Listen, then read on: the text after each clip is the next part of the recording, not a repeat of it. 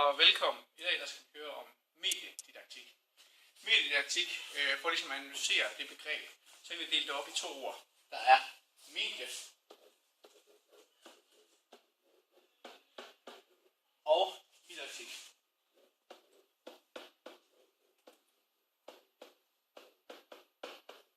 Og for at tage fat i et medie først, så stammer det fra medium, som er enten et sted, hvor du kan kommunikere, altså et kommunikationsværktøj, eller et sted, hvor du kan finde underholdning eller information. Her kan vi blandt andet nævne tv, radio, avis og internet. Didaktik er, hvordan du skal planlægge en undervisning. Det kan være mål for undervisningen, eller undervisningens opgaver osv. Der er to måder, altså for at kunne konkludere på det, så er mediedidaktik den refleksion, man har over medieundervisning. Man skal være klar over, når man planlægger medieundervisning, at den måde, eleverne benytter sig af medier af derhjemme, er en noget anden måde, end den måde, man skal benytte sig af det i skolen. Men det er alligevel skolens opgave at udruste eleverne til det. Yes, man kan have to positioner inden for mediedidaktik.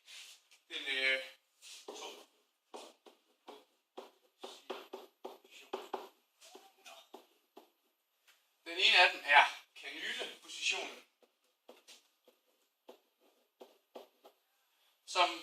hvor man mener, at børnene bliver påvirket direkte af de medier, de er inde på. Det mener altså ikke, at man har et filter som barn til det her. Den anden, det er konstruktiv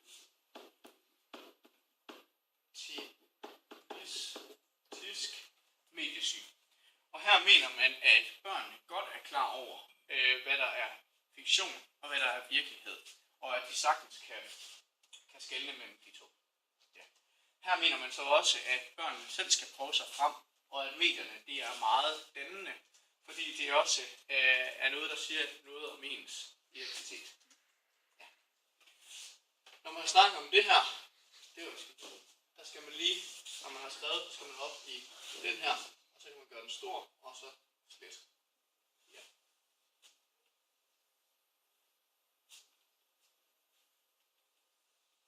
Sådan der. Ja. Når man har snakket om medier, så kan man også snakke om de 4 forskellige udfordringer, man kan komme ind på. Den første udfordring, det er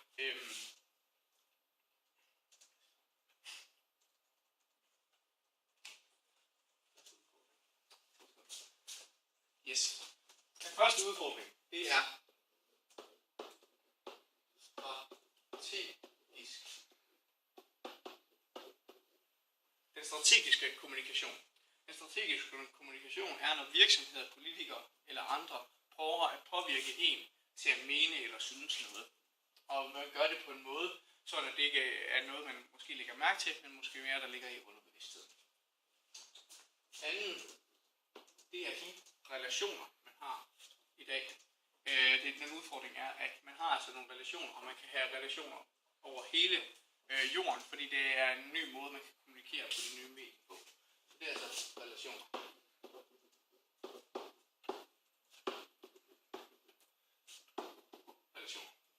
Den tredje er, at man både i det nye medie her kan bidrage og få information meget let.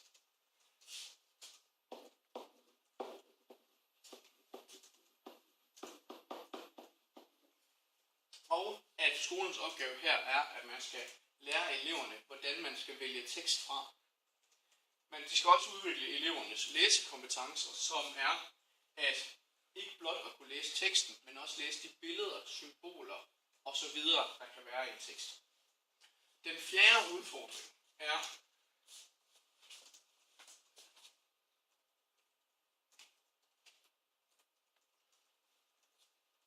at der bliver fortalt historier overalt i verden. Du har nogle forskellige platforme, f.eks. Facebook, hvor man kan fortælle historier. Det, skolen skal ryste børnene til, er, at de ikke skriver historier, der kan skade eller være til ondt for andre, men at de både er gode og konstruktive.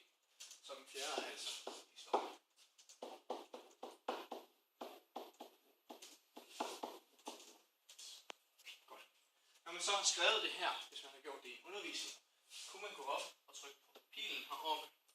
Så kunne man markere teksten. Nu vælger jeg bare at markere det her. Så gå ind og så sige genkend teksten her. Og så står der 4 historier. Når man har gjort det med det hele, man kan også vælge at markere det hele og gøre det, så kommer det ud i en meget fin notesform. Og man kan altså lægge det ud til andre elever, så det bliver en få eller en til mange kommunikation. Yes. Så sletter jeg lige den her igen. Og sletter det her op. Sådan der. Fordi den måde, at skolen skal hjælpe eleverne på, er ved at lave opgaver. Og de opgaver kan se nogenlunde sådan her. Det gode ved, at elever har den medieerfaring, som de har i dag, det er, at de ikke er nervøse for at hoppe ud i tingene. De har typisk erfaringer inden for tekstbehandlingsprogrammer som Word for eksempel, og billedbehandlingsprogrammer som for eksempel Paint. Så de er ikke så nervøse for at hoppe ud og prøve og sådan noget. Det man kunne starte med, det var, at man kunne analysere billeder, og her fokuserer vi nok typisk på den første udfordringer, som er den strategiske kommunikation, altså reklamer, der får en til at købe noget. Jeg har valgt 3 reklamebilleder her, som alle sammen vi kan gå ind og kigge nærmere på. Hvis vi tager op i pinden her, og herinde, så opdager vi, at der er noget, der hedder tryllepind. Tryllepind, den er et værktøj, der kan hjælpe os med at gå ind og analysere reklamerne. For eksempel, hvis man laver en cirkel, så bliver alt rundt omkring mørkt, og man kan bedre fokusere på det, der sker inde i cirklen. Cirklen kan man så samtidig gøre større eller mindre, hvis det er, hvad man ønsker, og flytte rundt med på billedet. Her vil man for eksempel bedre kunne lægge mærke til, at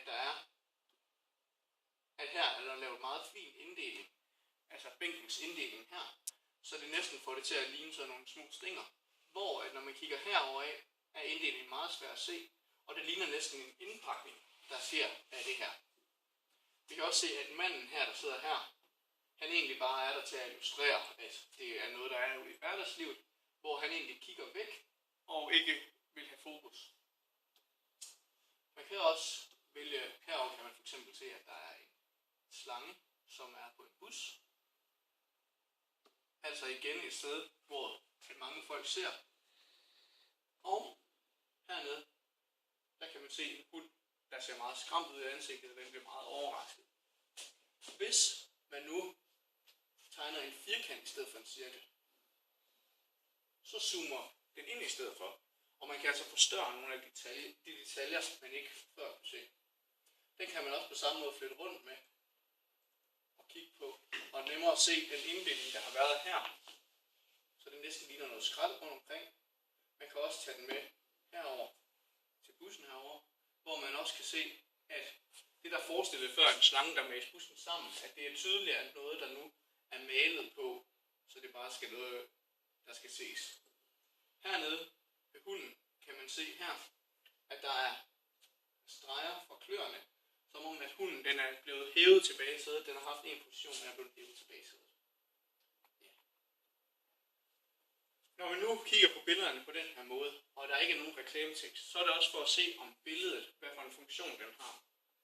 For eksempel på det første billede her, der vil børnene nok typisk have gættet på, der er noget indpakning, der er en god inddeling her. Det kunne godt være noget chokolade, altså den her slags. Det er med nogle flotte farver og sådan noget, og lette bidder, så det kan også være noget typisk til børn vil spise. Men lige at gætte mærket på den, det er jo ikke helt sikkert, de kunne det. Hvis vi tager fat i sletteren her, så kan vi kigge, at det er en KitKat chokolade, altså har de altså haft ret i, at det har været noget chokolade. Men her kan man se, at billedet nærmest bare er understøttende for det teksten her egentlig skriver. Yes. Ved den anden herovre, der ser man en slange, der mæser en bus sammen. Og det kan jo godt være forskellige ting. Det kan være reklame for en film med en uhyggelig skrækslange osv. Så her er teksten måske noget mere sigende end ved den anden. 10 minutter. Yes. Og her kan vi så slet igen. Det er en reklame for Zoom. Altså er det ikke noget, der ligesom vil sige, så derfor er teksten meget mere sigende end reklamen eller billedet i sig selv. Hernede, der kan man se, det er bilsædet, den sidder på. Den er rykket tilbage i sædet. Og her kan eleverne nok, når de har lært lidt mere ved de to andre, bedre kunne gætte sig ind på, hvad det egentlig er, de leder efter her. Det kunne være, at eleverne har gættet på, at det var en hurtig bil, det skulle være en reklame for. Hvilken bil er måske stadig uvist. Men hvis vi kigger her, og sletter ned her, så står der BMW. Og nærmere betegnet er det her en reklame for en ny ting, de har puttet i deres motor, som gør BMW'erne endnu hurtigere og endnu mere chokerende at køre i. Og det kan man også se på det her billede her. Yes. Nu har vi prøvet at analysere det sammen med børnene, og derfor så går vi videre til egen produktion. Og det gør vi herinde. Egen produktion. For ligesom at kunne skabe en egen produktion, så kan man enten benytte sine egne billeder, eller nogle billeder, man har brugt fra et gammelt reklame. Hvis vi går herind, så kan man trække, har jeg valgt at have nogle billeder herinde, hvor man kan trække billederne ud på siden. Vi har den gamle her med KitKatten. Yes, med KitKatten. Og den er lige så nem at trække ud, og man kan måske omformulere den og slette her og skrive noget nyt osv. Man kan også, hvis man har lyst, gå ind på nettet og finde et nyt billede, eller finde et billede, man selv har taget. Og der kan man så gå ind, så vi går tilbage her, så skriver jeg lige noget andet her.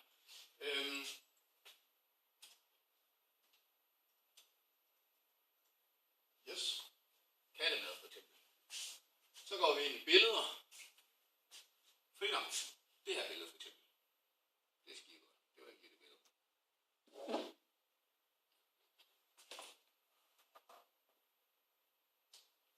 Det var et fint billede. Godt. Så klikker vi hernede på den her, som viser højre musetast. Og så klikker vi på billedet. Så viser det nogle forskellige funktioner, og jeg vælger gennem billedet som. Jeg gemmer den på skrivebordet, og det her kalder jeg den bare det her, det er fint.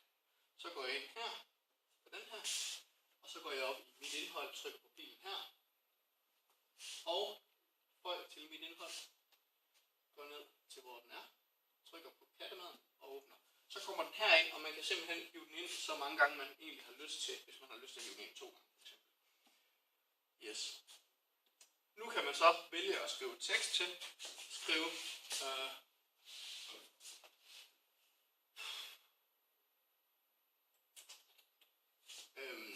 så trykker man her, og så kan man skrive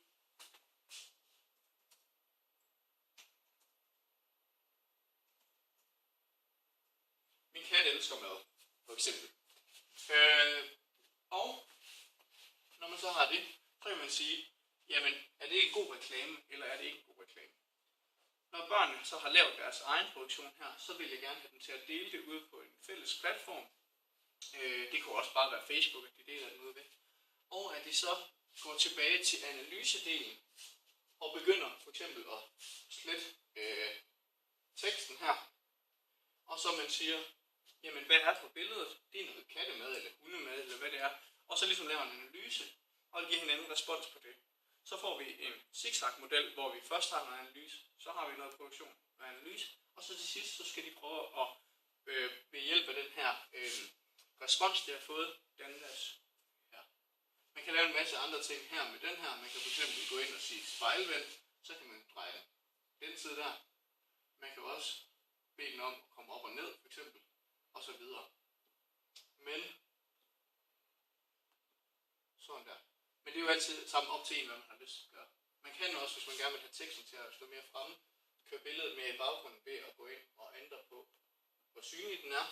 Og man kan gå ind og ændre på farven af teksten her. For eksempel at sige, at den skal være rød. Yes. Så har vi den her reklame. Og ja, tak for i dag.